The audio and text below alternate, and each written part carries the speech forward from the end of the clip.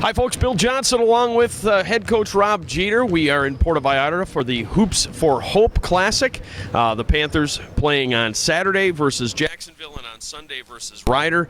And, Coach, first off, I mean, this is such a nice opportunity, not just for the student-athletes, but for the staff and the play-by-play guy. It is. It's a great place.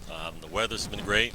I think more importantly for our team to have this experience and to be together for 4 or 5 days over the holiday, hopefully it will help us come closer together.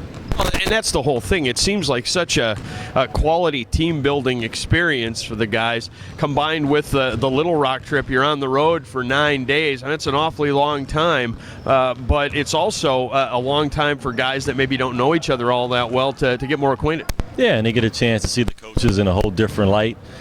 They get to see us hang out with them and do some of the excursions that we've been doing, and it's always fun. And I know as a player, I can remember taking these trips and and seeing our coaches for the first time doing different things. And it's just kind of okay.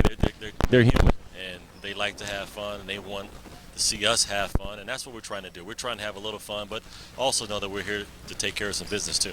Well, and that's it. And the basketball part of it gets underway for you guys on Saturday. Technically, you've already played 2 games in the Hoops for Hope Classic, in the games versus South Carolina and Arkansas Little Rock. Those teams are here. You won't see those teams. You will take on Jacksonville on Saturday. What do you know about Jacksonville so far? Well, they really like to get out in full court and press, so we're going to have to get ready for that pressure. I think the second thing that jumps out with Jacksonville is that they're fast with the guard position, and they like to run a lot of ball screens.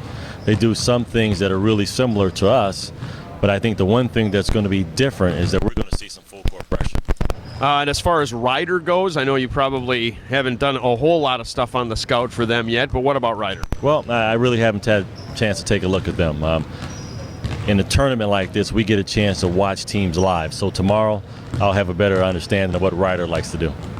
In the game versus Davidson, the assistant coach, Matt McKillop, was scared before the game because he said, there's this guy out there hitting all these shots, and I don't have any tape on him at all. My dad's going to kill me. It ended up with Paris Scully. Obviously, he's not ready to play yet, but he's getting there. How close is Paris?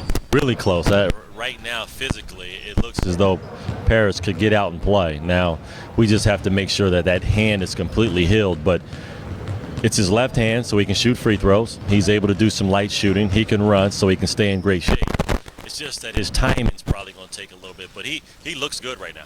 Paris is obviously going to be a part of the rotation when he gets back.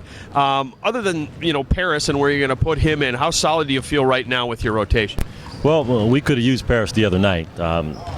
We've had some pretty good luck with 2 really inexperienced players at the guard position with Bobo and with Jordan. But our inexperience really showed the other night at Arkansas Little Rock, and having Paris on the floor would have been a common influence for us. It gave us another ball handler, another shooter. So I like what our new guys are doing, but we really need some leadership, and we're going to get that with Paris.